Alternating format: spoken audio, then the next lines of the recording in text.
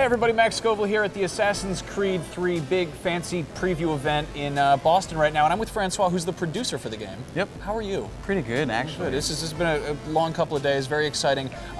We finally got to play with the game, really get to mess around with it. Got to check out some cool stuff. There was stuff we knew about the game, and there's some new stuff that you exposed us to. You know, we knew about the Frontier, we knew about Boston and New York. The Homestead kind of came out of left field with that one. This is like Connor's home, and it's sort of like a hub area where you can do missions. And what is this Homestead? Well, when you think of the Homestead, it's really like the, you know, if you refer to AC2 as the villa, but it's really kind of a new place for him. It's his, like you said, it's his home, but this is where he's going to recruit people to work with him on building this kind of a small city, where he's going to grow up he's going to make money out of this, and he's going to trade as well. Okay, yeah. And Assassin's Creed 3 it spans like 30 years, so this is going to grow. Are we actually going to see it kind of change? But it really depends on the player. But yes, I mean, this is something like if the player decide to do what we call the Homestead missions, is recruiting people to work with them. This is how basically the Homestead is going to grow. He's going to make more money. Okay. So yeah. I told you to head back. I didn't need you. Since when is a skinny runt like you safe out in the bush alone? Is it just like going on Craigslist and being like, I need to hire a baker, or how would Connor come across these people? Well, you come across on the Homestead or on the Frontier, but as well in Boston, it's true, where they have different skills, different background and all, and you get to have more kind of a one-on-one interaction with them to get to know them a little bit more. And eventually they build up their house, they build up their mill, their mine. So it's at some point like it becomes personal with them, and you make money. Here's the meat you requested. Thank you. Please accept this as a token of my gratitude. I like that. You've also, of course, you've just got a nice harbor there, nice dock. You've got access to the naval missions, which you can do, and of course. Right next to the Homestead, there's the Frontier, just the wilds, which is great. And this is big, right? How big is the Frontier? Well, the Frontier is a big map in a way that it's 2.5 times the size of Rome from AC Brotherhood when you think of it. So it's a large environment. But there's small cities in there like Lexington, Concord, where you get to get some missions and obviously some key events of the American Revolution. Okay. And of course it's bigger than Rome, but it's mountainous terrain, it's trees. We've got the whole free running system that's completely new, and there's just animals walking around every which way. Yeah. The free running. You've done some new things here. You've kind of changed it. This is all, of course, running completely new engine, new animations for Connor and everything. What have you done with the free running? How does that work? How does that control? So when you think of the free running in Assassin's Creed is one of the key pillars, right? Early on, like 2.5 years ago, we decided like it's enough with the very straight and square environment where you're climbing building. Now we wanted to have like something that was more natural for everyone likes to climb trees, like when we were kids climbing trees, true. you know? Guilty.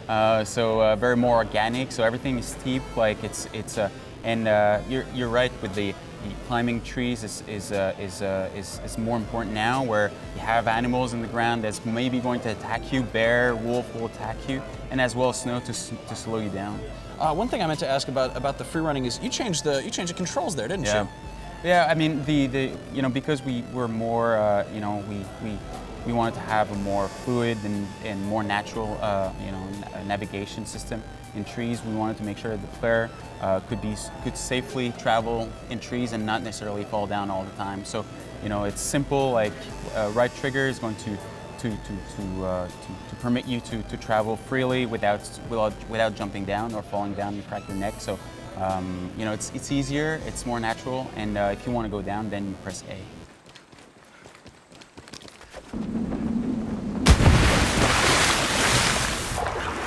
What about we had stalking areas, sort of? It's sort of like a kind of cover system, but not quite. How does that work? Yeah, so we had in the past we had the blending system in the crowd. Now it's more, because it's more organic, because it's more natural. Like within the Frontier, we wanted to have areas where it felt very natural to go in and be blended or being stealthy. Okay, and of course you've also got some changes to the combat. You've got double counters now. Is that just timing? How does that work? So the way it works is, you know, that's one thing as well. From the start, we decided to scratch from or to start from scratch. Right, I mean, you're working everything new with the Right, Anvil Next exactly. engine, Same so. thing with the animation and all. But the one thing that we wanted to have is that, you know, it was very simple in the past to do a combat. So we still keep that thing. That being said, we wanted to have a little bit more challenge for players that want to have more reward. So basically adding a counter tool or a parry tool, and then if you time it properly, you can start combos.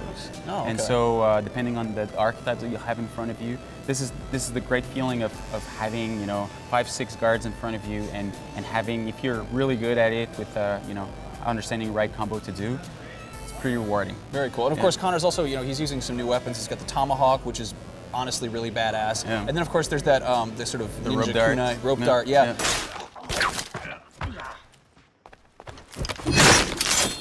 So in Boston, we've got different zones of control. You got the Patriots and also the Redcoats, sort of you know, vying for control of the city. How does that come into play in the actual game? Well, this is something that you probably experienced yesterday as well, playing the game, where it's we divided you know, New York and Boston into districts, into small districts, and basically this is opening up for you kind of small events where.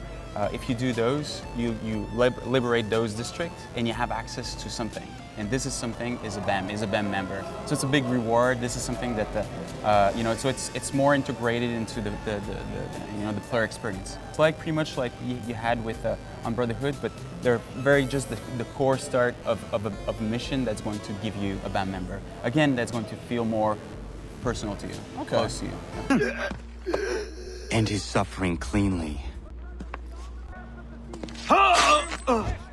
What about for people who are new to the series? Because you've got enough changes going on here that it's going to attract people who are unfamiliar.